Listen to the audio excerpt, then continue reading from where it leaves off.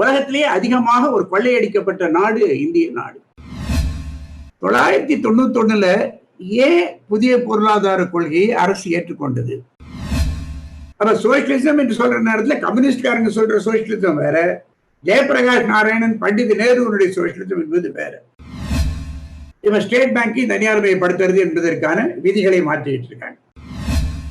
இன்னைக்கு பாராளுமன்ற ஜனநாயகம் இருக்கக்கூடிய நாடுகள்ல 3 நாட்டில் தான் இந்த அவசர சட்டம் என்பது இருக்கிறது. இன்று வந்திருக்கக்கூடிய இந்த சட்டங்களும் சரி, இந்த அரசுடைய கொள்கையும் சரி, மேலும் மேலும் சாமானிய மக்களை தாக்கக்கூடியதாக இருக்க போகிறது. இன்று நாம் பேசக்கூடிய பொருள் பெரும்பாலும் உங்களுக்கு தெரிந்த பொருள் தான், தெரியாத ஒன்றாக இது இருக்க போவதில்லை என்று நான் நினைக்கின்றேன். பொதுவாக தேசங்கள் உருவாகிறது, சட்டங்கள் உருவாகிறது, தத்துவங்கள் உருவாகிறது. தேசங்கள் உருவாவதற்கு முன்னாடியே வர்த்தகங்கள் உருவாகிறது, தொழில் புரட்சியின் காரணமாக தொழில் உருவாகிறது, சட்டங்கள் அப்பொழுதுக்கு அப்பொழுது மாறிக்கொண்டே இருக்கிறது. மேன்ஸ் வேர்ல்ட்ஸ் குட்ஸ் என்று சொல்லக்கூடிய ஒரு ஆங்கில புத்தகத்தில் 16ஆம் நூற்றாண்டிலிருந்து எப்படி இந்த வளர்ச்சி வந்திருக்கிறது என்பது தெளிவாக குறிப்பிட்டிருக்கிறது. அது வாய்ப்பு இருப்பவர்கள் அல்லது படித்திருப்பவர்கள் மீண்டும் படிப்பதற்கான வாய்ப்பை ஏற்படுத்திக் கொள்ளலாம். முதலாளித்துவ வளர்ச்சியில் மதம் எந்த அளவுக்கு தலையிட்டு இருக்கிறது, மதம் அதை தடுப்பதற்காக எவ்வளவு முயற்சி எடுத்திருக்கிறது, மதம் எப்படி தொழிற்சாலைகளை ஏற்றுக்கொள்ளவில்லை, சட்டங்களை ஏற்றுக்கொள்ளவில்லை என்பதும் கூட நாம் தெரிந்து கொள்ள வேண்டிய முக்கியமான விஷயங்களில் ஒன்றாக இருக்கிறது. நம் நாட்டிலே கூட வர்த்தகம் என்பது மிக மிக பழமையான ஒன்று என்பதை நாம் மறந்துவிடக்கூடாது. நம்முடைய நாட்டிலே துணி நெய்வது, பட்டு நெய்வது, கைத்தொழில்கள் என்பது வளர்ந்திருந்த ஒரு காலம் இருந்தது. அந்த காலத்திலேயே பல்வேறு தத்துவங்களும் வந்தது. ஒன்று, திரைகடலோடி திரவியம் தேடு என்பது ஒரு முக்கியமான பழமொழி. அதே நேரத்தில் நீங்க பணம் தர்றதுனால பிரயோஜனம் இல்லை, காதற்ற ஊசியும் வாராது கடைவடிக்கை என்று பட்டணத்தாருடைய பொன்மொழிகளும் மக்கள் மத்தியிலே உலாவிக்கொண்டே இருக்கிறது. காதற்ற ஊசியும் வாராது கடைவழிக்கேன்னு நம்ம சொன்னது போக, நீங்க பணம் சம்பாதிக்கலாம். ராமகிருஷ்ண பரமஹம்சர் என்ன சொல்றாரு, பணம் படைத்த மனிதா, அவனிடம் இருக்கிற பணத்தை அம்பிகையை கொடுத்தது தான் அவனுக்கு கொடுத்தது, நீ உழைச்சி சம்பாதிச்சதுலாம் நினைக்காது, அம்பிகை தான் அவங்ககிட்ட கொடுக்குறா, அதை ஏழைக்கு கொடு, கல்வி கொடு என்று வர்க்க போராட்டமே இல்லாத அளவுக்கு ஒரு சமத்துவப்படுத்தக்கூடிய ஒரு சூழ்நிலை ஒரு காலத்துல வளர்ந்தது. அதுதான் மகாத்மா காந்தியும் பின்பற்றி வந்திருக்கக்கூடிய முறை. தமிழ்நாட்டுடைய பக்தி இயக்கத்தை பற்றி கோவிந்த பிள்ளை ஒரு அற்புதமான புத்தகம் எழுதியிருக்கிறார். கோவிந்த பிள்ளை ஒரு பெரிய மார்க்சிஸ்ட். அவரு அந்த பக்தி இயக்கத்துல ஒரு பகுதி என்ன வரும்னு கேட்டா, நம்முடைய கோவலனுடைய சரித்திரத்தை பற்றி அவர் எழுதுவார். கோவலனுடைய கொலைக்கு பிறகு கண்ணகி நீதிமன்றத்திலே மதுரையிலே வாதாடிய அந்த நீதிமன்றத்தை கோவிந்த பிள்ளை அந்த புத்தகத்திலே வர்ணித்து, இன்று இருக்கக்கூடிய நீதிமன்றத்திற்கு ஒத்து போகக்கூடிய முறையில் அன்றைய நீதிமன்றம் இருந்தது என்று சொல்வார். தமிழ்நாடு என்று சொல்கிற பொழுது அது வர்த்தகத்திலும் பெருகி இருக்கிறது, தொழிலிலும் துவக்கத்தில் பெருகி இருந்தது. இது எப்பொழுது அழிக்கப்பட்டது, ஏன் நம்மால் வர முடியவில்லை? முகலாயர்கள் நம்முடைய நாட்டை ஆண்டிருக்கிறார்கள். முகலாயர் கிட்டத்தட்ட நம்முடைய நாட்டை 331 ஆண்டுகள் ஆண்டிருக்கிறார்கள். ஒரு நாள் 2 நாள் இல்ல, 331 ஆண்டுகள் முகலாய ஆட்சி. 1857 1526 1857 வரை, பகதூர் ஷா வரை முகலாயர் ஆட்சி இருந்தது. அந்த காலம் முகலாயர் ஆட்சியினுடைய ஒரு குறிப்பிட்ட காலத்தில் இந்தியாவுடைய ஜிடிபி 25% இருந்தது. கைவின்னர்களுடைய பணிகள் எல்லாம் இருக்கிற பொழுது அது அப்படியே தொழில் புரட்சியாக மாற்றி இருக்க முடியும். பிறகு வந்த கிழக்கு இந்திய கம்பெனி நம்முடைய நாட்டினுடைய கைவின்னர்களுடைய முயற்சிகளை அத்தனையும் அழித்து விட்டது. பல கைவின்னர்களுடைய பெருவிரல்களை வெட்டி விட்டது. டாக்கா டாக்காவினுடைய மஸ்லின் துணி என்பது உலகத்திலேயே ஒரு சிறந்த துணி. தன்னுடைய வியாபாரத்திற்காக நம்முடைய நாட்டை ஒரு விவசாய நாடாகவே அது மாற்றியிருந்தது. நம்முடைய நாட்டினுடைய கல்வி என்பதும் கூட மிகவும் பின்தங்கி இருந்தது. நீங்க பிரிட்டிஷ் ஆட்சியை பற்றி படிக்க வேண்டும் என்று சொன்னாலே நேற்று இன்று நாளை என்று சொல்லி பிரிட்டிஷ்காரர்கள் எழுதியிருக்கக்கூடிய இந்திய அரசியல், இந்திய வரலாறையும் சரி, உலகத்திலேயே அதிகமாக ஒரு கொள்ளையடிக்கப்பட்ட நாடு இந்திய நாடு. ஆக எஜுகேஷன், கல்வி என்பதும் மிக மிக மோசமாக இருந்தது. இந்த நேரத்தில் நான் சுட்டிக்காட்ட விரும்பக்கூடிய ஒன்று, இன்று கல்வி என்று சொல்கிற பொழுது புதிய கல்விக் கொள்கையை பற்றி நாம் பார்த்து கொண்டிருக்கிறோம். இப்ப பேசுவோம் ஏதாவது பிரச்சனை அதை பத்தி. 1823 இந்த நாட்டில் என்ன மொழியை உருவாக்குவது, என்ன மொழியை அமுல்படுத்துவது என்பதை பற்றி அன்றைய வெள்ளை அரசாங்கம், கம்பெனி அரசாங்கம் யோசித்தது. பாரசீகமா, சமஸ்கிருதமா அல்லது ஹிந்தியா என்று அவர்கள் கருதிய பொழுது, எந்த காரணத்துக்கு மட்டும் சமஸ்கிருதமே கூடாது, பாரசீகம் தேவையில்லை, ஹிந்தியும் தேவையில்லை, ஆனால் எங்களுக்கு தேவை என்பது ஆங்கிலம்தான் என்று வெள்ளை அரசுக்கு கடிதம் எழுதியவர் ராம்மோகன் ராய். ஆங்கிலம் வேண்டும் என்று கேட்டது இந்தியர்கள் தான். ராம்மோகன் ராய் மிகப்பெரிய சமூக சீர்திருத்தவாதி, உங்களுக்கு தெரியும். உடன்கட்டை ஏறுதலை எதிர்த்தவர். டிசம்பர் 11, 1823 அவர் எழுதிய நீண்ட கடிதம், ஒரு 3 பக்க கடிதம் இருக்கிறது. அந்த 3 பக்க கடிதத்தில் அவர் சொல்கிறார், சமஸ்கிருதத்தினால் எந்த பிரயோஜனமும் இல்லை, ஹிந்தியிலே விஞ்ஞான வளர்ச்சி கிடையாது, உங்களுடைய ஆங்கிலத்தில் தான் தொழில் புரட்சி நடந்திருக்கிறது, விஞ்ஞானம் வளர்ந்திருக்கிறது, அந்த கல்விதான் இந்திய மக்களுக்கு வேண்டும் என்று வாதிட்டவர், கடிதம் எழுதியவர் ராம்மோகன் ராய். அவை ஆங்கிலம் நம்முடைய நாட்டில் நுழைந்ததற்கு காரணம் வெள்ளையர்கள் மட்டுமல்ல, எது தேவை என்பதை அன்று கோரி பெற்றதுதான் நம்முடைய ஒரு முக்கியமான விஷயம். கிழக்கிந்திய கம்பெனி கிட்டத்தட்ட நம்முடைய நாட்டை 145 ஆண்டுகள் ஆண்டிருக்குது. ஐரோப்பியர்கள், பிரிட்டிஷ் அரசு 1858 ஆண்டு கிழக்கிந்திய கம்பெனியை அரசுடைமை ஆக்கினார்கள், இந்தியாவை அரசுடைமை ஆக்கினாங்க. அவங்க ஒரு 89 வருஷம் ஆட்சி செஞ்சாங்க. இந்த ஆட்சி எல்லாம் முடிந்து 1947 இந்தியா சுதந்திரம் அடைந்த பிறகு நம்முடைய நாடு எப்படி இருந்தது, நம்முடைய நாட்டினுடைய நிலைமை என்ன என்பதை நம்ம கொஞ்சம் பார்த்தோம் என்று சொன்னால் 2-3 விஷயங்கள் நம்ம புரிந்து கொள்ள முடியும். ஒண்ணு, இந்தியா சுதந்திரம் அடைவதற்கிற பொழுது இந்த நாட்டினுடைய நிலைமை என்பது மிக மிக மோசமாக இருந்தது. எந்த அளவுக்கு மோசமாக இருந்தது என்று கேட்டால், நம்முடைய பழைய ஃபாரின் செக்ரட்டரி ஒரு உரையில பேசுகிற பொழுது, சிவசங்கர மேனன், அவர் என்ன சொல்றாரு, இந்தியாவினுடைய வெளியுறவு கொள்கை என்பது எப்படி உருவானது என்பதை விளக்குகிற பொழுது, சுதந்திரம் அடைகிற பொழுது இந்தியாவில் கல்வி கற்றவர்கள் சராசரியாக 14% தான். கல்வி என்பது மிக மிக இல்லை என்கிற நிலைதான் இருந்தது. உயர்கல்வி என்று படித்தவர்கள் 14% தான்.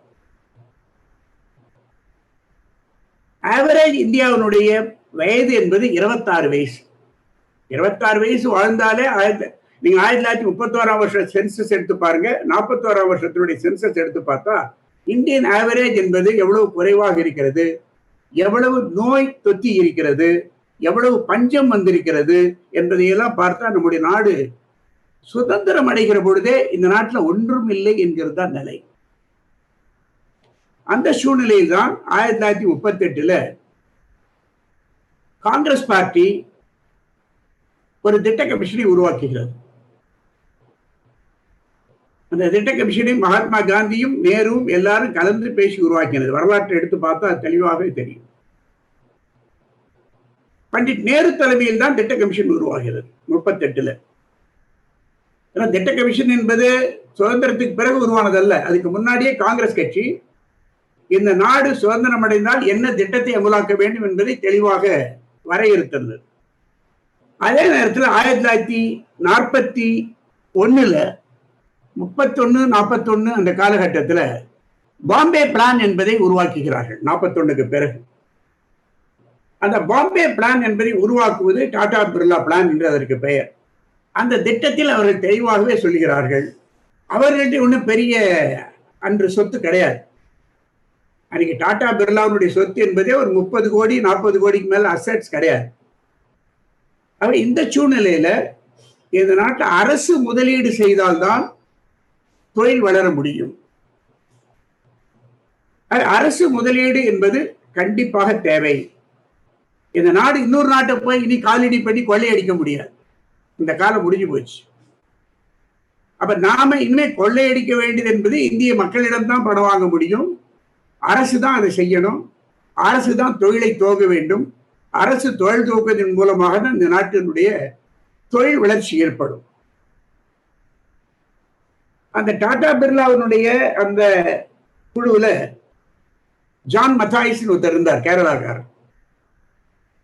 அவர் தான் இந்த நாட்டுடைய முதல் ரயில்வே மந்திரியாகவும் ஆகிறார். டாடா பிர்லா பிளான் ஒழுங்கு அமலாகிறதுக்காக அன்றே முதலாளி வர்க்கம் தன்னுடைய நபரை அதுல நியமிக்கிறது. பிறகு நிதி அமைச்சராக வந்து ரிசைன் பண்ணவர் அவர். டாடா பிர்லா பிளான் சொல்கிறபடிதான் நம்முடைய நாட்டில் 5 ஆண்டு திட்டங்கள் என்பது உருவாகிறது. இந்த 5 ஆண்டு திட்டங்கள் தேவை என்று சொன்னது அரசுதான் இதையெல்லாம் உருவாக்க வேண்டும், முதலீடு செய்ய வேண்டும் என்று வற்புறுத்தியது இந்திய முதலாளிகள் என்பதை நாம் மறந்துவிடக்கூடாது. அதை மறந்துட்டீங்கன்னா இன்னைக்கு என்ன நடக்குது என்பதை நம்மால தொடர முடியாது. ஆகவே இந்த நாட்டினுடைய தொழில்களை வளர்க்க வேண்டும் என்று சொன்னாலே அரசு முதலீடு தேவை. அந்த அரசு முதலீடு தேவை என்பதற்கான 1948 ஃபர்ஸ்ட் இண்டஸ்ட்ரியல் பாலிசி என்று உருவாக்கப்படுது. அந்த இண்டஸ்ட்ரியல் பாலிசிக்கு பிறகு அரசு முழுமையாக உருவான பிறகு 56 தான் வந்து முதல் 5 ஆண்டு திட்டம் போன்ற விஷயங்களை இன்னொரு இண்டஸ்ட்ரியல் பாலிசி உருவாக்குறாங்க. அந்த இண்டஸ்ட்ரியல் பாலிசி தெளிவா ஒண்ணு என்ன சொல்லுதுன்னா, பப்ளிக் செக்டார், பொதுத்துறை தான் இந்த நாட்டை நிர்வகிக்க வேண்டும். ஒண்ணு 48 ஒரு இண்டஸ்ட்ரியல் பாலிசி, 56 ஒரு பப்ளிக் செக்டாருக்கான இண்டஸ்ட்ரியல் பாலிசி, 5 ஆண்டு திட்டங்கள். பிறகு 1991 இப்ப நம்ம சந்திக்கக்கூடிய இன்னொரு இண்டஸ்ட்ரியல் பாலிசி. இந்த 3 கட்டமாக சுதந்திர இந்தியாவை நம்ம பார்க்கணும். இந்த 3 கட்டமாக நம்ம பார்க்கிற பொழுது அதற்கு ஏற்றாற்போல் சட்டங்களும் மற்றவைகளும் உருவாகிறது. 5 ஆண்டு திட்டங்கள் இருக்கிற பொழுது பிளானிங் கமிஷன் இருந்து, திட்டக்குழு என்று ஒன்று இருந்து. 1991 பிறகு வந்திருக்கக்கூடிய சூழ்நிலையில நம்முடைய நாட்டில் திட்ட கமிஷன் கொஞ்சம் கொஞ்சமாக மறைஞ்சு மோடி அரசாங்கம் ஏற்பட்ட உடனேயே திட்ட கமிஷன் கலைக்கப்பட்டு நித்தி ஆயோக் உருவாக்கப்பட்டது. அப்ப பிளானிங் கமிஷன் துவக்கப்பட்டது என்பது 1950. அது கலைக்கப்பட்டது என்பது 2014 ஆகஸ்ட் 17 சுதந்திர தினத்துல தான் அவர் அறிவிக்கிறார். குடியரசு சுதந்திர தினத்துல திட்ட கமிஷன் அதனுடைய செயல்பாடு தொழிலை அது வளர்த்தது, கல்வியை அது வளர்த்தது, விவசாயத்தில் அதனுடைய பங்கை செலுத்தியது, ஜமீன்தார் முறையை ஒழித்தது. எல்லாமே சட்டங்களாக அந்த காலத்துல வந்தது. பள்ளிக்கூடங்கள் புதிதாக உருவாக்கப்பட்டது. நம்ம தமிழ்நாட்டு சொல்லுவோம், காமராஜ் தான் கல்விக்கு கண் கொடுத்தார் என்று. அது இந்தியா முழுவதும் எல்லா மாநிலத்திலும் அன்றிருந்த முதலமைச்சர்கள் தான் அந்த கண்ணை கொடுத்திருக்காங்க. அதனுடைய விளைவு என்னாச்சுன்னா, இந்தியாவில் ஐடிஐ மட்டும் 15,697 ஐடிஐ உருவாக்கப்பட்டது. ஒரு 1000க்கு மேற்பட்ட டிப்ளமோ ஸ்கூல்ஸ் உருவாக்கப்பட்டது. இதெல்லாம் உங்களுக்கு பிற்படுத்தப்பட்ட தாழ்த்தப்பட்ட மக்கள் படிப்பதற்கான ஏற்பாடு, புதிய தொழில்கள் வருகிற பொழுது ஏற்பட்டது. நம்முடைய நாட்டில் இதற்கேற்றாற்போல் சட்டங்கள் உருவாக்கப்பட்டது. திட்ட கமிஷன் வருகிற பொழுது, பிளான்ட் எக்கானமி வருகிற பொழுது, 47க்கு முன்னாடி இருந்த சட்டங்கள் போக வேற ஒப்பந்தங்கள் வர ஆரம்பிக்கிறது, வேற சட்டங்கள் வர ஆரம்பிக்கிறது. தொழிலாளி முதலாளி உறவை உருவாக்குவதற்காக கன்சலேஷன் மிஷினரி உருவாக்கப்படுது.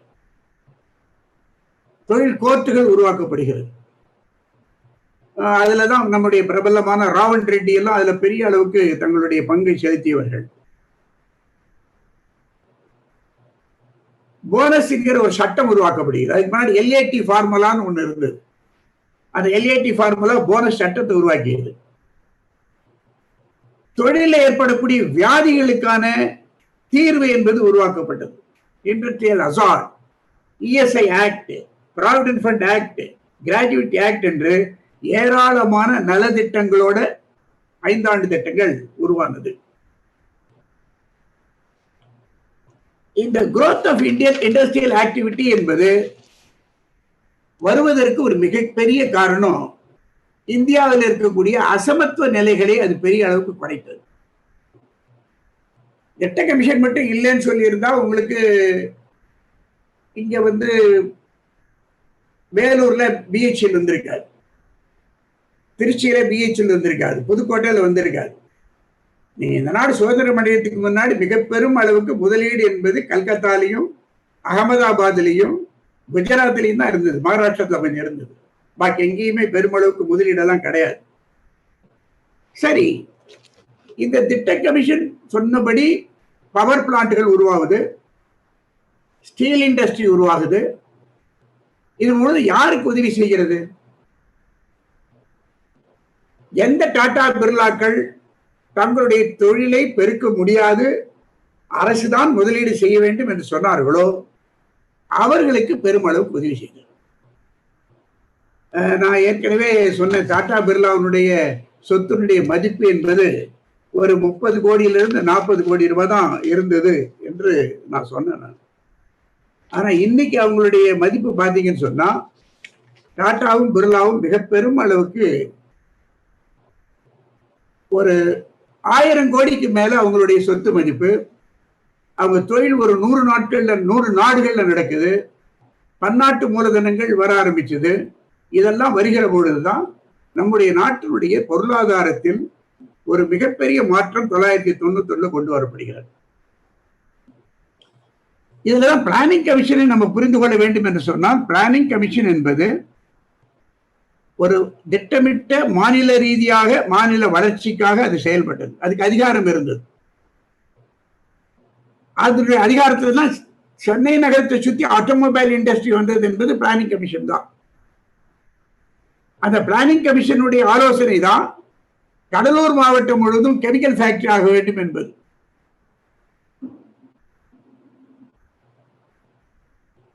பவர் மாநிலங்களுக்கு எவ்வளவு கொடுக்கணும், என்ன என்பது அதிகாரத்தை கொடுப்பது, அதற்கான நிதிகளை கொடுப்பது என்பதற்கான அதிகாரம் திட்ட கமிஷனுக்கு இருந்தது. ஆனா நேரடியாக மாநில அரசு அதில் பங்கு பெற முடியுமானா பங்கு பெற முடியாது. ஒன்லி தேசிய நேஷனல் டெவலப்மெண்ட் கவுன்சில் என்கிறதுலாம் நம்ம பங்கு பெற முடியும், முதலமைச்சர்கள். இப்போ நித்தி ஆயோக் வந்திருக்கு. நித்தி ஆயோக் வந்த பிறகு நிலைமை என்ன? நீங்க பிளானிங் கமிஷனுக்கு இருக்கிற அதிகாரம் இதற்கு இல்லை. ஆனா இது இல்லாத இடம் எதுவுமே இல்லை. இது ஒரு கடவுள் மாதிரி. நீங்க திட்ட கமிஷன் மாதிரி இல்லைனாலும் பைனான்ஸ் கமிஷனுடைய எல்லா ரிப்போர்ட்லயும் நித்தி ஆயோக் இருக்கும். இப்ப கல்வியில நித்தி ஆயோகனுடைய ஆலோசனை தான் கல்வி முறைகள் மாறி இருப்பது. நீதித்துறையில நித்தி ஆயோக் தலையிடுது. ஒரு வருஷத்தினுடைய நித்தி ஆயோகனுடைய வேலைகளை நீங்க பாத்தீங்கன்னு சொன்னா அது தலையிடாத இடமே இருக்காது. ஆகவே நித்தி ஆயோக் என்பது பிரதம மந்திரியால் தலைமை தாங்கக்கூடியது. பிளானிங் கமிஷன் பிரதம மந்திரி தான் தலைமை தாங்கினாரு. ஆனா பிளானிங் கமிஷன் இருந்த காலம் என்பது வேற, இன்னைக்கு இருக்கிற காலம் என்பது வேற. ஆகவே பல சட்டங்கள், சிவில் சட்டமோ நிலச்சீர்திருத்த சட்டமோ தொழிலாளர் சட்டமோ கிரிமினல் சட்டமோ 91 வரை ஒரு மாதிரியாக இருந்தது என்பதை நம்ம முதல்ல பார்க்கணும். அதுதான் நம்ம புரிந்து கொள்ள வேண்டிய இன்னொரு முக்கியமான விஷயம். 991 ஏன் புதிய பொருளாதார கொள்கையை அரசு ஏற்றுக்கொண்டது? ஒரு காரணம் இந்தியாவினுடைய நெருக்கடி. பொதுத்துறையில வந்த நெருக்கடி ஒரு அபரிமிதமான வளர்ச்சிக்கு பிறகு அது நெருக்கடி வந்ததற்கு காரணமே பொதுத்துறையை நிர்வாகம் செய்யக்கூடிய நிர்வாகிகளுக்கு, அதிகார வர்க்கத்துக்கு அதன் மீது இருக்கக்கூடிய அக்கறை குறைய ஆரம்பித்தது. அரசுகிட்ட தனியார் செல்வாக்கு அதிகமாகிற பொழுது நெருக்கடி அதிகமாகுது. அந்த நெருக்கடி அதிகமாகிற பொழுது அரசு நிதித்துறையிலும் சிக்கிக் கொள்கிறது. IMF போய் கடன் வாங்குறாங்க. அவங்க என்ன ஆணையிடுறாங்க, உங்க நாட்டினுடைய பொருளாதார நிலைமைகளை மாற்ற வேண்டும், நீங்க திட்ட கமிஷனை வைத்துக் கொண்டிருக்கிறதுல பிரயோஜனம் கிடையாது, தனியார் துறை வளர வேண்டிய நிலைமை வந்துவிட்டது,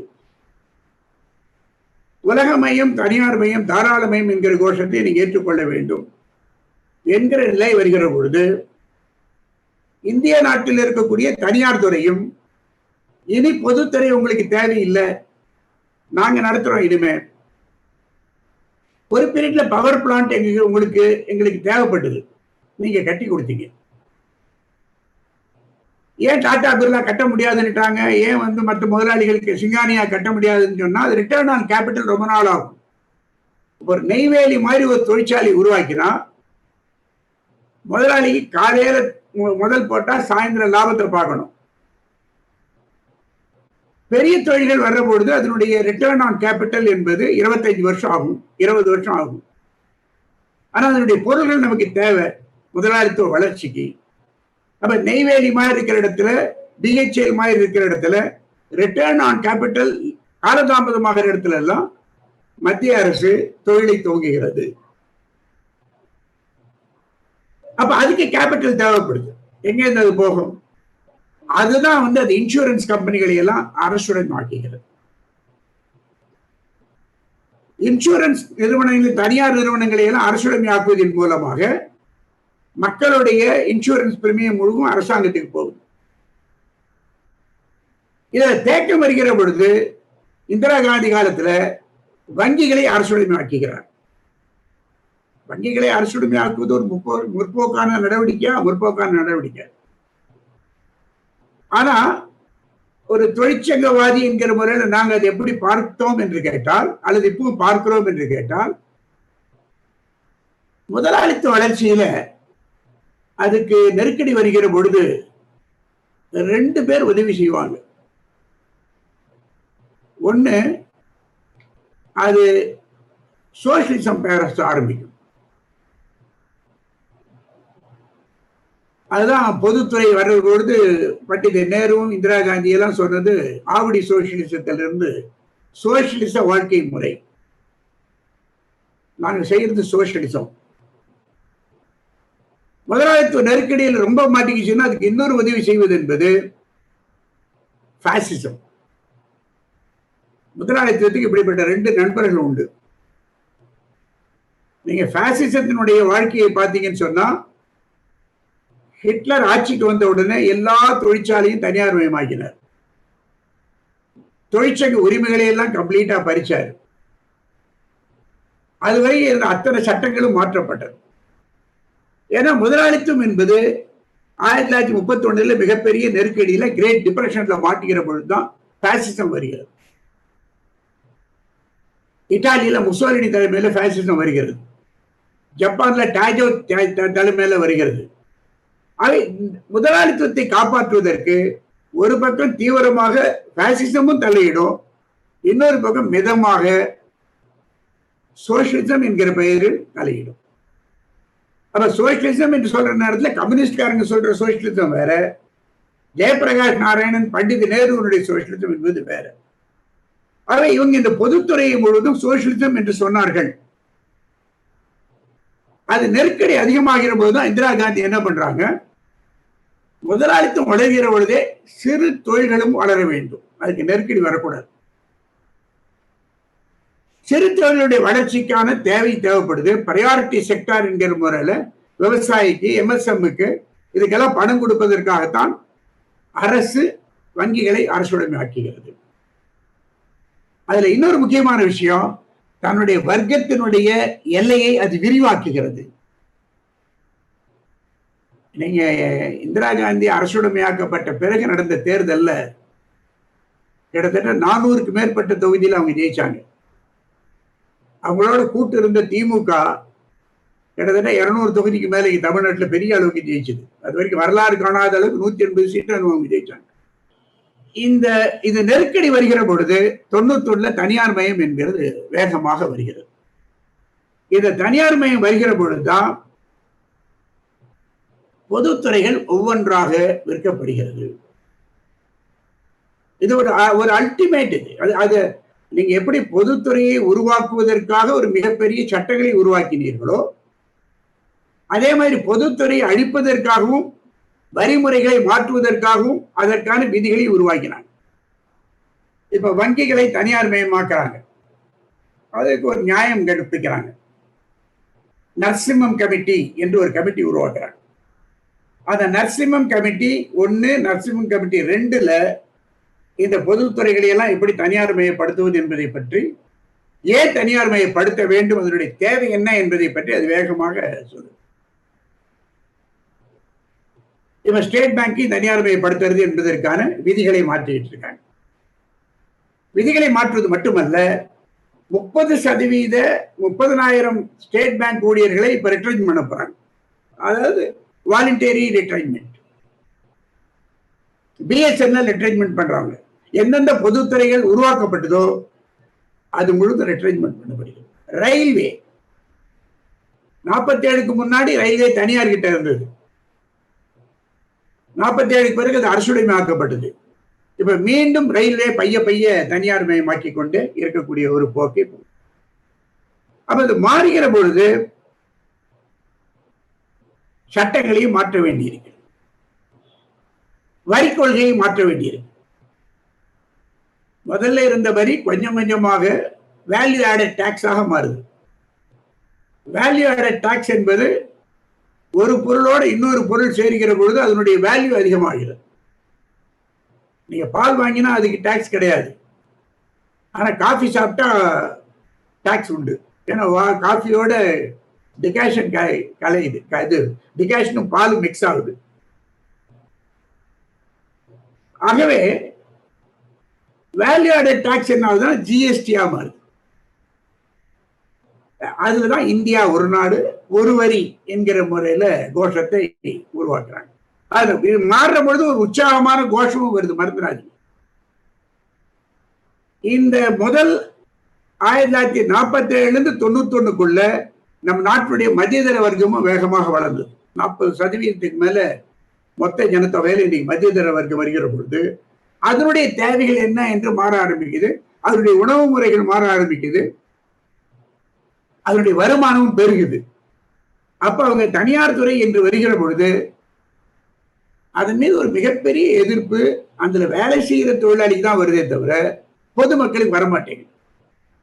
பொதுமக்களுக்கு அதை பாதுகாக்க வேண்டும் என்கிற அந்த உணர்வை நம்மால் ஏற்படுத்த முடியவில்லை என்கிற பலகீனம் இருக்கிற பொழுது தனியார் துறை வேகமாக வருகிறது. அப்ப தனியார் துறை வருகிற பொழுது சட்டங்களும் வேகமாக மாறுகிறது, அற்புதமாக மாறுகிறது. அவ என்ன சொல்றாங்கன்னா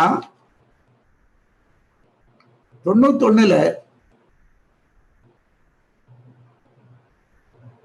தனியார் துறைக்கு பொதுத்துறைகளை தனியார் துறை ஆக்குவது சந்தை பொருளாதாரத்தை நோக்குவது என்று மன்மோகன் சிங் நிதி அமைச்சராகவும் நரசிம்மராவ் முதலமைச்சராகவும் இருக்கிறது வந்த பொழுது மெதுவாக தளர்க்க ஆரம்பிக்கிறாங்க. 1996ல ஒரு ஒர்க்கிங் குரூப் கொண்டு வராங்க. அந்த ஒர்க்கிங் குரூப் பல்வேறு திட்டங்களை அரசுக்கு சமர்ப்பிக்குது. அதனுடைய விளைவுதான் 97ல கம்பெனி பில் மாற்றப்படுகிறது. இப்ப நம்ம பார்க்கிற கம்பெனி சட்டம் பழைய கம்பெனி சட்டம் அல்ல. வெள்ளையர்கள் இங்கே ஆண்ட பொழுது கம்பெனி சட்டம் என்பது பிரிட்டிஷுடைய கம்பெனி சட்டம், இந்தியாவுக்கு அப்ப கம்பெனி சட்டம் கிடையாது. வெள்ளையர்கள் இங்கே ஆண்ட பொழுது ரவுலட் சட்டம் உட்பட பிரிட்டிஷ் சட்டத்தோட சேர்ந்தது. வெள்ளையர்கள் இங்கே ஆண்ட பொழுதுதான் ஆர்டினன்ஸ் என்கிற வார்த்தையே வந்தது. இன்னைக்கு ஆர்டினன்ஸ் என்று சொல்லக்கூடிய ஒன்னொன்னு அவசர சட்டங்களும் பிரிட்டிஷ்காரனால் உருவாக்கப்பட்டது. இன்னைக்கு பாராளுமன்ற ஜனநாயகம் இருக்கக்கூடிய நாடுகள்ல 3 நாட்டில் தான் இந்த அவசர சட்டம் என்பது இருக்கிறது. 3 நாடுகள்ல தான் இருக்கு. ஒன்னு இந்தியா, இன்னொன்னு பாகிஸ்தான், இன்னொன்னு பங்களாதேஷ்.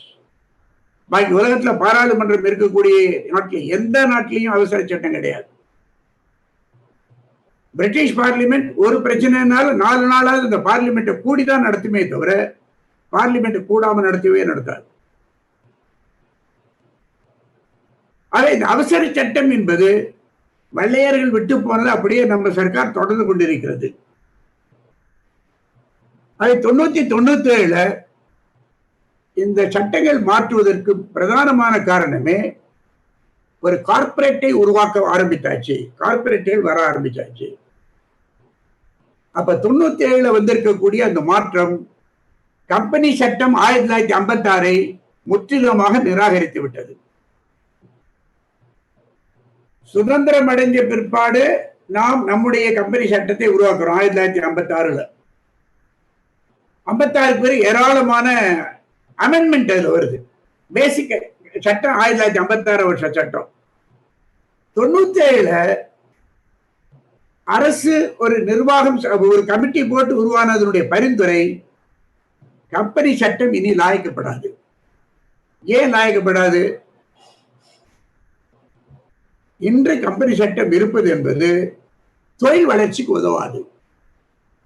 பன்னாட்டு மூலதனத்தை ஈர்க்க முடியாது.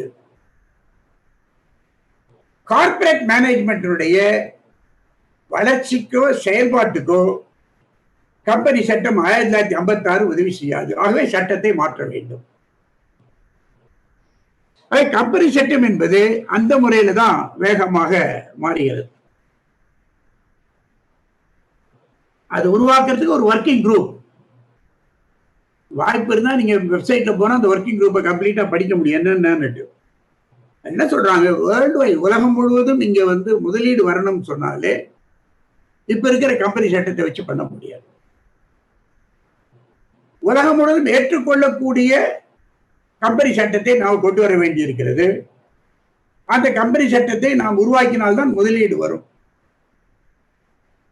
1 தனியார் மயமாக்குவது, 2 அந்நிய மூலதனத்தை ஈர்ப்பது, அதற்கேற்றாற்போல் சட்டங்களை மாற்றுவது.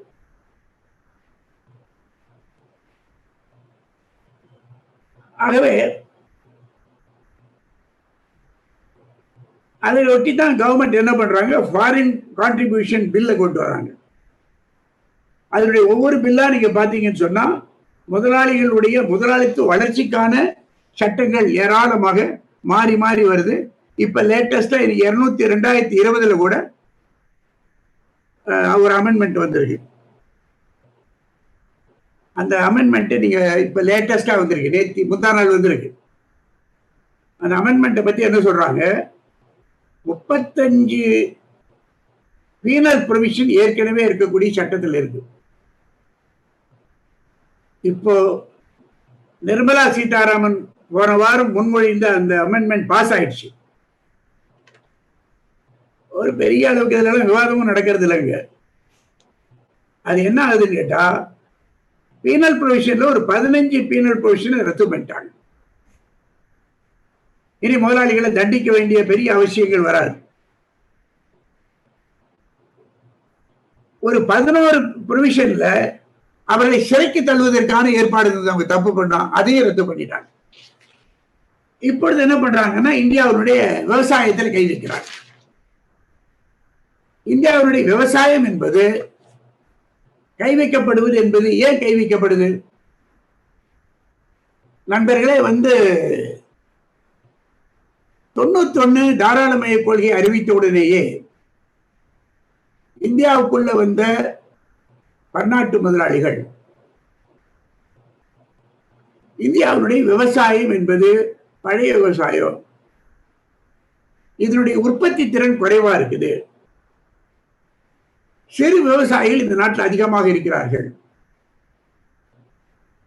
இந்த சிறு விவசாயிகளுடைய முயற்சியில உற்பத்தி திறனை உருவாக்க முடியாது, 2000 ஏக்கர் 3000 ஏக்கர் 5000 ஏக்கர் என்று கார்பரேட் மயமாக்குவதன் மூலமாகத்தான் விவசாயம் என்பது இந்த நாட்டில் செழிப்பாக இருக்கும், இல்லைன்னா செழிப்பாக இருக்காது. அது விவசாயத்தினுடைய பங்கு நீங்க பெருக வேண்டும் என்று சொன்னா பொருளாதாரத்துல அதை கார்ப்பரேட் ஆக்குவது என்பதுதான் தேவை என்பது 91 இருந்து விவாதித்து வரக்கூடிய ஒன்று. உண்மையிலேயே பன்னாட்டு நிறுவனங்களுக்கும் இந்திய நிறுவனங்களுக்கும் அதில் ஒரு கருத்து வேறுபாடு கூட இருந்தது.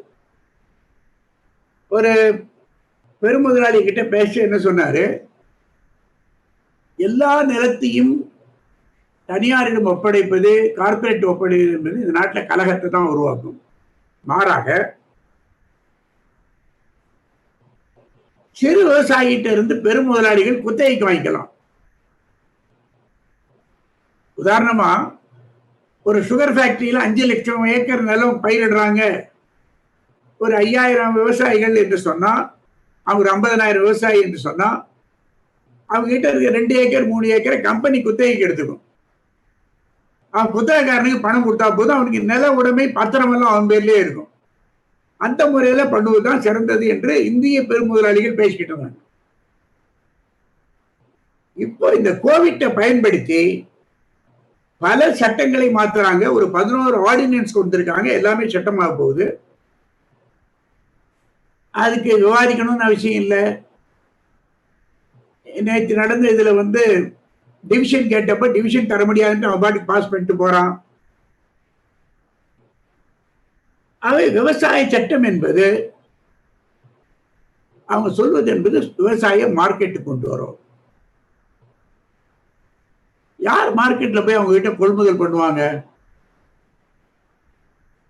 ரிலையன்ஸ் கொள்முதல் பண்ணும். வால்மார்ட் வந்தாச்சு, வால்மார்ட் கொள்முதல் பண்ணும். இதன் மூலமாக அந்த விவசாயிகளுடைய வருமானம் பெருகும் என்று ஒரு வாதம் இருக்கிறது.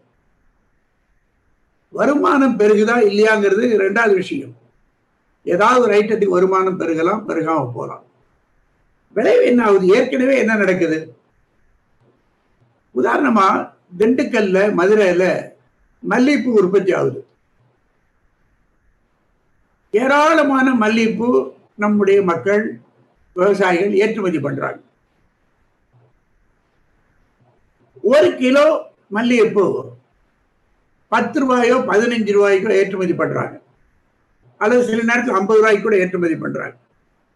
ஆனால் ஏற்றுமதியான பிறகு அந்த விவசாயி ஏற்றுமதி பண்ண முடியாது. விவசாயிக்கு அந்த திறமையும் கிடையாது, வழியும் கிடையாது. இப்ப இந்த மல்லிகைப்பூ முழுவதும் ஈஜிப்டுக்கு போகுது அல்லது சிங்கப்பூருக்கு போகுது. சென்டா மாறின பிற்பாடு அந்த சென்ட் ஒரு பாட்டில் 5000 ரூபாய் 4000 ரூபாய் இருக்கு. அந்த பர்ஃபியூம் விவசாயிக்கு ஒருவேளை கூட 5 ரூபாய் கிடைச்சிருக்கலாம், அது வேற விஷயம். ஆனால் ஏற்றுமதி என்பது அதனுடைய வர்த்தகத்தை பெருக்குவதற்கு வர்த்தக முதலாளிகளுக்கு செல்கிறது. பஞ்சு இந்த நாட்டிலேருந்து ஏற்றுமதி ஆகுது, கொள்முதல் ஆகுது. அவங்க என்ன பண்றாங்கன்னா பஞ்சை வாங்கி வச்சுக்கிட்டு இந்த வருஷம் ஆப்பிரிக்கால பஞ்சு கிடைக்காதா, அப்ப ஆப்பிரிக்கா கொண்டு போறாங்க. வெங்காயம் ஏற்றுமதி ஆகுது. இப்ப விவசாயி முழுக்க என்ன சொல்றான், வெங்காயம் ஜனங்களுக்கு விலை ஏறிக்கிட்டே இருக்கு, ஜனங்க ரகலை பண்றாங்க, அதை ஏற்றுமதி பண்ணாதேன்னு சொல்றான். ஆக இந்த முரண்பாடு வருகிற நேரத்தில் நிலத்தை கொஞ்சம் கொஞ்சமாக விவசாயி இழந்து விடுவான். ஏற்கனவே நிலத்தை இழந்து விவசாயி நகரத்தை நோக்கி வந்துகிட்டு இருக்கிறான். இப்ப மேலும் விவசாயியை ஓட்டாண்டி ஆக்குவதற்காக, மாற்று வேலை இல்லாது செய்வதற்காக இந்த சட்டம் என்பது வந்திருக்கிறது. இந்த சட்டம் என்பது சிறு உடைமையாளர்களை மட்டுமல்ல, சற்று பணக்கார விவசாயிகளையும் கூட ஓட்டாண்டிகளாக மாற்றுவதற்கான சட்டமாக, இது ஒரு கார்ப்பரேட் சட்டமாக நம்ம பார்க்க வேண்டும். அதனால்தான் அதனுடைய எதிர்ப்பு என்பது வேகமாக வருகிறது. அதே மாதிரி இன்சால்வன்சி அண்ட் பேங்க்ரப்டி கோட், அப்புறம் code on labour law. Sir, 14 நாள் நோட்டீஸ் கொடுத்தா போதும், அது அத்தியாவசிய தொழிலுக்கு மட்டும். இப்ப என்ன சொல்றான், எந்த தொழிலா இருந்தாலும் நீ 14 நாள் நோட்டீஸ் கொடுக்கணும்னு சொல்றான். இப்போ ஐடி ஆக்ட்ல ஃபார்ம் என் ஃபார்ம் ஓன்னு இருக்கு, உங்களுக்கு தெரியும். இந்த ஃபார்ம் ஓல 100 பேரு கீழே இருந்தா நோட்டீஸ் கொடுத்து ரிட்டர்ன் பண்ண முடியும். 100 பேருக்கு மேல இருந்தா ஃபார்ம் என்ன தான் அப்ளை பண்ணணும். தமிழ்நாட்டு ஹைகோர்ட்டு ஒரு வழக்குல, நான் சொல்றது 1980க்கு முன்னாடி, ஃபார்ம் என்ன ரத்து பண்ணிட்டாங்க. அதுக்கு பிறகு திருச்சியில சிப்கோ மீட்டர்ல என்ன பண்ணா, அவன் 310 பேரை திடீர்னு ஒரு நாள் ரிலிஜ்மெண்ட் பண்ணிட்டான். நான் சென்னைக்கு ராவன் ரெட்டியில பிரசாத் கிட்ட கேட்டேன், அவருக்கு ஞாபகம் இருக்குன்னு நினைக்கிறேன். அவர் சொன்னார், இங்க ஒண்ணும் பண்ண முடியாது, நீ டெல்லிக்கு போன்ட்டார். அங்க டெல்லிக்கு போய் அந்த கேஸ இன்னைக்கு டிராஃப்ட் பண்ணது வைகை தான். ஒரு அற்புதமான டிராஃப்ட். ஆனா முதல்ல அவங்க ஒத்துக்கல. ரொம்ப கஷ்டப்பட்டு தலைவர் பிஆரும் தலையிட்டார் அதுல. அப்புறம் சீனியரை வச்சு போன கோர்ட்ல அது அந்த கோர்ட் அன்னைக்கு ஹாலிடே. நல்ல ஆள் அன்னைக்கு சின்னப்ப ரெட்டி கிட்ட போச்சு அந்த கேஸ். என்னுடைய வழக்கு 52வது வழக்கு. சின்னப்ப ரெட்டி வந்த உடனே என்ன பண்ணாரு, ரிட்ரெஞ்ச்மெண்ட் ஸ்டேட் அப்ளை ஃபார்ம் என்னன்னு தீர்ப்பு கொடுத்தார். எது சுப்ரீம் கோர்ட்டால் நிராகரிக்கப்பட்டதோ, எது சுப்ரீம் கோர்ட்டால் பாதுகாக்கப்பட்டதோ அதை இன்று இந்த சட்டம் நிராகரிக்குது. இப்ப அவங்க என்ன சொல்றாங்க, லேபர் கோட்ல 300 பேர் தொழிலாளி இருக்கக்கூடிய தொழிற்சாலையிலும் ஹையர் அண்ட் ஃபயர் பண்ணலாம். அதே மாதிரி உங்களுக்கு அப்ரண்டிஸ் ஆக்ட், பழைய அப்ரண்டிஸ் ஆக்டும் புதிய அப்ரண்டிஸ் ஆக்டையும் நீங்க பாத்தீங்கன்னா அதுல ஏராளமான பனிஷ்மெண்ட் இருக்கும். முதலாளிக்கு எண்ணிக்கை இருக்கும். இப்ப நீங்க எவ்வளவு பேர் வேணாலும் அப்ரண்டிஸா வச்சுக்கலாம். அப்ரண்டிஸுக்கு லீவு கொடுக்கணும்னு அவசியம் கிடையாது. அப்ரண்டிஸ் திருமணம் வந்தானா திருமணத்துக்கு ஒரு வாரம் தள்ளி வைக்கின்னு சொல்லலாம். கிட்டத்தட்ட தொழிற்சாலையில அப்ரண்டிஸ் ஆக போறவன ஒரு கொத்தடிமை ஆக்கக்கூடிய ஒரு அப்ரண்டிஸ் ஆக்ட் நீதித்துறை இந்த காலகட்டத்தில் மாறி போச்சு. முன்ன மாதிரி பழைய மாதிரி போய் நீங்க ஒரு சமூக நோக்கத்தோட பார்க்கக்கூடிய நீதிபதிகள் இப்ப கிடையாது. இப்போ சின்னப்ப ரெட்டி கிடையாது, ஒரு கிருஷ்ணய்யர் கிடையாது. அது நீதித்துறையும் அதற்கு தகுந்த மாதிரி மாறிக்கிட்டே இருக்கு. எப்போதுமே பாத்தீங்கன்னா அரசனுடைய பொருளாதார கொள்கைகளுக்கு ஏற்றாற்போல் தான் நீதித்துறை இயங்க முடியும். அரசனுடைய பொருளாதார கொள்கைகளுக்கு ஏற்றாற்போல் தான் நிர்வாகத்துறையும் இறங்க முடியும். அரசனுடைய பொருளாதார கொள்கை பிற்போக்கா இருந்துகிட்டு நிர்வாகம் முற்போக்காக இருக்க முடியாது. அல்லது அரசாங்கத்தினுடைய பொருளாதார கொள்கை பிற்போக்காக இருந்துகிட்டு நீதித்துறை முற்போக்காக இருக்க முடியாது. இதெல்லாம் ஒன்னோடு ஒன்று தன்னுடைய பணிகளை இணைந்து செய்யக்கூடியது. அப்படி இணைந்து செய்யக்கூடிய நேரத்துல ஒட்டுமொத்தமாக பாதிக்கப்படக்கூடியவர்கள் உழைப்பாளி மக்கள், நடுத்தர மக்கள். அடுத்தது நம்ம பார்க்க போறது என்பது NEP. கல்வி என்பது கிடைச்சதற்காகிறது. கல்வி என்பது ஏற்கனவே கிடைச்சருக்கு. ஒரு காலத்துல பிலாந்திரபிஸ்ட் கல்விக்கூடங்களை நடத்திக்கிட்டு இருந்தாங்க. பச்சையப்ப முதலியாரோ, தியாகராஜ செட்டியாரோ, அண்ணாமலை யூனிவர்சிட்டியோ. இப்ப கல்வி என்று சொன்னால் நீங்க 10 சிமெண்ட் ஃபேக்டரி வச்சிருக்கீங்க, 10 டெக்ஸ்டைல் ஃபேக்டரி வச்சிருக்கீங்க முதலாளின்னு சொல்றதை விட அவர் எத்தனை மெடிக்கல் காலேஜ் வச்சிருக்கிறாரு, எத்தனை இன்ஜினியரிங் காலேஜ் வச்சிருக்கிறாரு என்று கேட்கிற இடத்துக்கு கல்வி கிடைச்சதற்காக மாறி இருக்கிறது. இது இந்த நவீன தாராளமயத்தினுடைய அடிப்படையான பார்வை என்னன்னு கேட்டா, ஃப்ரீ எக்கானமி, ஃப்ரீ ட்ரேட். அரசு தொழில்களில் தலையிடாது. தொழில்களை நடத்துவது என்பது தனியார் தான் நடத்த வேண்டும். அரசுக்கு இனி தொழிலோட சம்பந்தம் கிடையாது. விமான நிலையத்துக்கும் அரசுக்கும் சம்பந்தம் கிடையாது. இன்சூரன்ஸுக்கும் அரசுக்கும் சம்பந்தம் கிடையாது. பேங்குக்கும் அரசுக்கும் சம்பந்தம் கிடையாது. அப்ப ஏதோடையும் அரசாங்கம் தன்னை இணைச்சு கொள்ளாது. எல்லாமே சந்தை தான் தீர்மானிக்கும். அப்ப அரசு என்னதான் பண்ணும்? அரசு இவைகள் செயல்படுவதற்கு எல்லா ஃபெசிலிட்டேஷனும் செய்யும். ரகலை நடந்தா போலீஸ் அனுப்பும், ரகலை நடந்தா 144 போடும், இல்லைன்னா கிரிமினல் அஃபென்ஸ் போட்டு உங்களை ஜெயில போடும். அப்ப அரசு தனியார் துறைக்கு எல்லா விதமான சட்ட பாதுகாப்பும் கொடுக்கும். இதுதான் நம்ம அடிப்படையில புரிந்து கொள்ள வேண்டிய. அதனால கவர்மெண்ட் கல்வியில தலையிடாது, கவர்மெண்ட் சுகாதாரத்துல தலையிடாது. அமெரிக்கால சுகாதாரத்துல தலையிடாத காரணம் தான் அவ்வளவு பெரிய சாவு வருது. இத்தாலியில் அவ்வளவு பெரிய சாவு வருது. அது தனியாருடைய அவன் இன்சூர் பண்ணிக்கிட்டா நல்லது. இன்சூர் பண்ணலன்னா அதுக்கு யார் பொறுப்பு? யாரும் பொறுப்பு இல்லை. ஆகவே இந்தியாவில மேலும் மேலும் பன்னாட்டு மூலதனம் வருகிற பொழுது, இந்திய பெருமுதலாளிகளுடைய தேவை என்று வருகிற பொழுது, அது மிக பகிரங்கமாக தன்னை அம்பலப்படுத்திக் கொள்கிறது.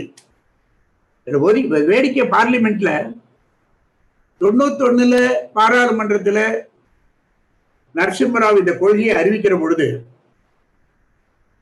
நீங்க பாராளுமன்ற ப்ரொசீடிங் எடுத்து பார்த்தா தெரியும், வாஜ்பாய் எழுந்து கத்துறாரு, இது எங்க கொள்கையாச்சேன்னு. ஓர் கொள்கை திட்டமிட்ட பொருளாதாரம், சந்தை பொருளாதாரம் என்பது பிஜேபியினுடைய கொள்கை, ஐ மீன் ஜனசங்கத்தினுடைய கொள்கை, பிஜேபியோட கொள்கை, RSS கொள்கை. நீங்க எடுத்துக்கிட்டீங்களே இதேங்கிறார். It's on record. அதனால நீங்க 91 2014 மட்டும் கொஞ்சம் நிதானம், 2008 மட்டும் நிதானமான போன ஒரு பொருளாதார கொள்கை, தனியார் துறை கொள்கை. பிஜேபி வந்த பிறகு வேகமாக போவதற்கு காரணமே அடிப்படையிலேயே அவர்கள் பன்னாட்டு மூலதனத்துக்கு கமிட் ஆனவங்க, அடிப்படையிலேயே அவர்கள் தனியார் துறைக்கு கமிட் ஆனவங்க, அரசு தொழில் செய்யக்கூடாது என்பதில் கமிட் ஆனவங்க. ஆக இன்னும் ஓராண்டு 2 ஆண்டுகளுக்குள்ள இந்தியாவில எந்த பொதுத்துறையும் இருக்காது, அரசு கிட்ட எந்த பொதுத்துறையும் இருக்காது. அதெல்லாம் அதுல இருந்து வரக்கூடியதுதான் நம்முடைய புதிய கல்விக் கொள்கை.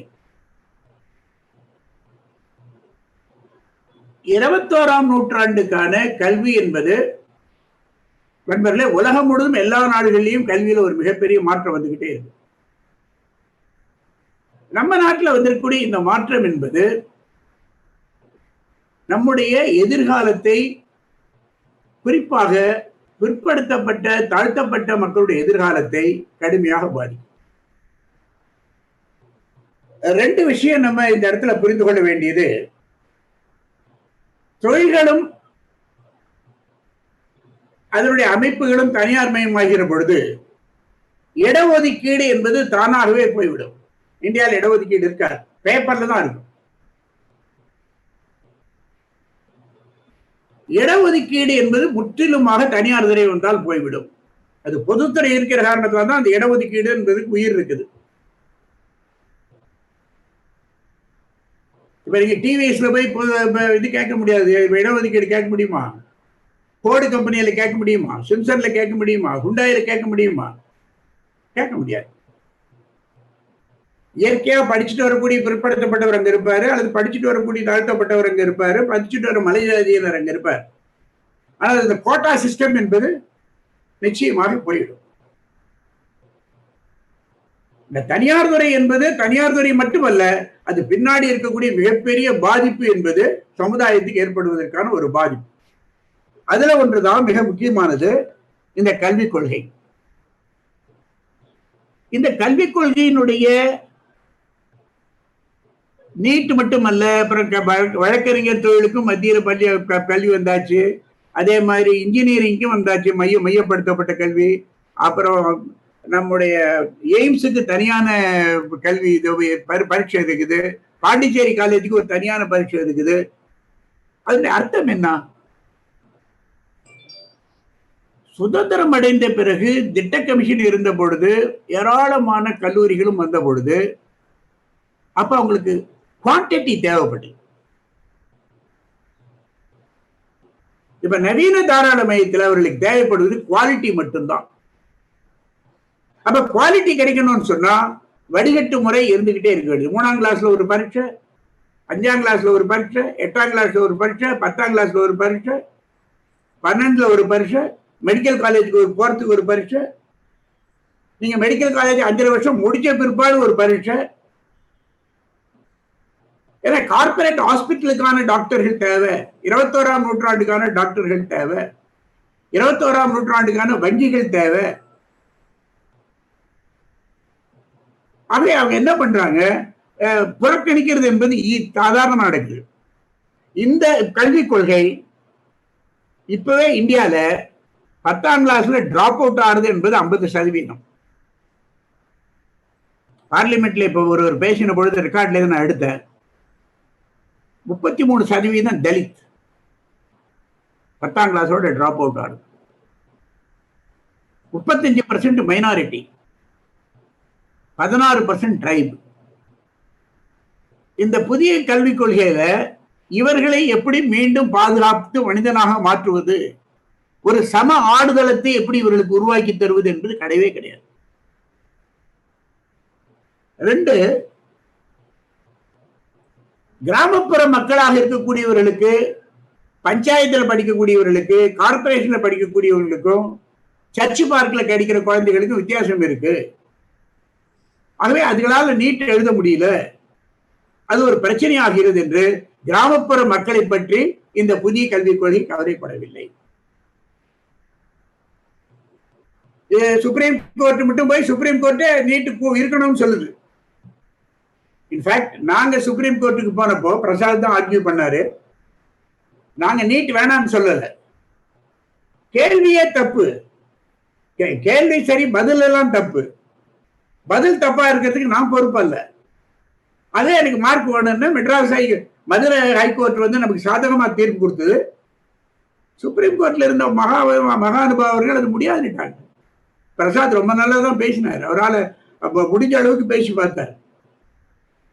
இன்ஃபேக்ட் பிரசாத் அந்த ஜட்ஜிகளுக்கு தெரியவும் தெரியுது, பேர் சொல்லி கூப்பிடுறாங்க, ஒன்றும் நடக்கலையே. அடுத்தது, நம்ம நாட்டுடைய கலாச்சாரம் வந்து பன்முக கலாச்சாரம். பன்முக கலாச்சாரம் இருக்கக்கூடிய ஒரு நாட்டில் ஒரு குறிப்பிட்ட கலாச்சாரத்தை பற்றி பேசுவது, அதற்கு பாடத்தை உருவாக்குவது, சமஸ்கிருதத்தையும் ஹிந்தியும் முன்னிறுத்துவது என்பது பின்தங்கிய மக்களை பின்தங்கிய மக்களாகவே இருப்பது, இதற்கு நவீன கல்விக் கொள்கை என்று பெயர் சூட்டுவது என்பது ஒரு முட்டாள்தனமான ஒரு விஷயம். ஆகவே இதை ஒட்டி நீங்க கிரிமினல் லா ஏராளமா மாறி இருக்கு. தி கோட் ஆஃப் கிரிமினல் லா 1991-92 இருந்து 2014 மட்டும் கிரிமினல் லா ஏராளமாக மாறி இருக்கு, சிவில் லாவும் மாறி இருக்கு. ஆகவே நம்ம ஒரு புதிய காலகட்டத்தில் இருக்கிற பொழுது என்னுடைய கருத்து, இன்றைய காலகட்டத்திற்கு ஏற்றாற்போல் ஜனநாயக இயக்கம் பலப்படவில்லை என்பதை நாம் பார்க்க வேண்டும். ஜனநாயக இயக்கம் பலகீனமாக இருக்கக்கூடிய ஒரு காலகட்டத்தில் நாம் இருக்கிறோம். ஜனநாயக இயக்கம் பலகீனம் என்று சொன்னா என்ன அர்த்தம்? வழக்கறிஞர்களுக்கு ஏதாவது பிரச்சனைனா வழக்கறிஞர்கள் மட்டும்தான் போராடுறாங்க. மின்சார வாரியத்தில் ஒரு பிரச்சனைனா மின்சார வாரியம் மட்டும் போராடுது. ஆட்டோ தொழிலாளிக்கு ஒரு பிரச்சனைனா அவர் மட்டும் போராடுறார். நெய்வேலியில் ஒரு பிரச்சனைனா நெய்வேலி மட்டும் போராடுறாங்க. இப்ப விவசாயிகளுக்கு எதிராக சட்டம் வர்ற பொழுது விவசாயிகள் தான் பந்து கொடுக்குறாங்க. சோ இது ஆளு வர்க்கத்திற்கு அல்லது ஆளு கட்சிக்கு சாதகமாக இருக்கிறது.